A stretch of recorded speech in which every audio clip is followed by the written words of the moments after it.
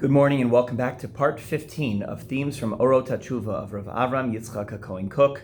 Our learning is dedicated to the Refuah Shalema of Shimona Bas Daniela. Why does evil exist? Why does the desire to do a chet, to do that which is ra in the world, why is that even in the world? If HaKadosh Baruch Hu doesn't want that, if it's not within his harmony, why does he create such a thing? And Jewish thinkers have often struggled with this idea, not just the idea of tzaddik v'ralo, but in general, why is there such a concept of Ra in the world? The Rambam in Mar Nevuchim has a few approaches to this in the Chelik Gimel. Number one is that, first of all, the existence of that which is bad isn't as clear as we think it is. It's not that everything in the world is bad because it appears to be that way. It could be our perspective is off. It could be that we are only seeing a little microcosm, a little moment of evil in the world, or a moment of loss, a moment of hedar, a moment in which the presence of Hashem is not so barur in our lives. The other possibility, says the Rambam, is that people are created as Bali Bechira. We have free will, and in order to bring that out, in order to be Bali Bechira, free will, we have to have the possibility for evil. This is developed by the Ramchal extensively in Das Tunos, and that is that there would be no existence of good in the world. You could not see the aura of Hashem, the light of God, if it wasn't for the possibility of darkness, for the possibility of evil. Shraga B'tira Maya, honey, what benefit is a light in a well-lit room? So we know we only search for chametz with a candle in a dark room. And therefore, the existence of evil, the existence of the myth that HaKadosh Baruch Hu is not present in every nook and cranny, is in order to enable us to find HaKadosh Baruch Hu and to bring out his presence much clearer. Rav Kook's approach to the existence of sin and evil is a little bit different. He talks about two worlds: the Alma de Hamafredes, Hashkafa Mafredes, and the Hashkafa of Me'achedet, the world that is separate and the world that is one, that is bound together. In the 12th chapter of Orot HaTeshuva, he says, B'shasha adam chotehu ba'alma de peruda. When a person sins, he is existing in a world that seems to be separate from godliness, separate from that which is good and righteous and holy.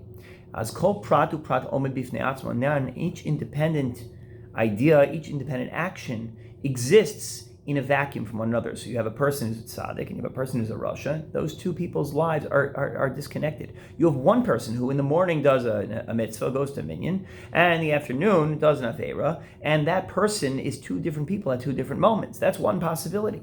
The other possibility is the Alma de Yehuda, the world that is one. He says, Shakol mitargein bo lechativa achat, where everything is interwoven into one harmonious bond. V'kishra klali ein shum ra klal.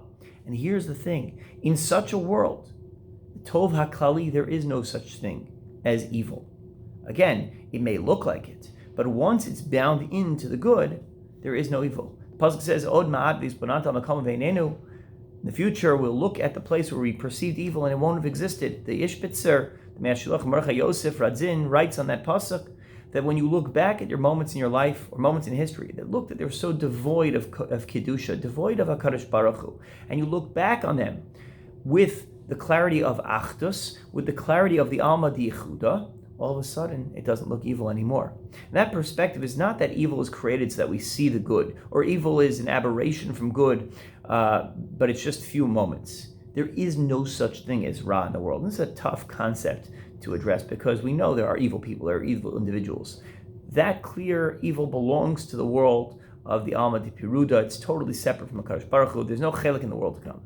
But then there's the world of the Ketores, in which it includes certain things that are acrid, certain flavors, chelbana, which are not as pleasant to smell. And the Chazal point out that if it wasn't for that unpleasant element, the Ketoret is incomplete. In the Alma de Yehuda, in the world that is one, without the presence of Ra, the world is incomplete. And furthermore, says Rav Kook, there is no evil in the world. If you could find the things that really disturb you, the things that really bother you, and they're not pure evil, we're not talking about murderous, horrible regimes, we're not talking about rishus gama, we're talking about moments, blips in your life in which you maybe have a slip in your memory, you forget that HaKadosh Baruch Hu is in your life at that moment, and you forget, you do something wrong, you say something off, you do a shtickle lashon hara.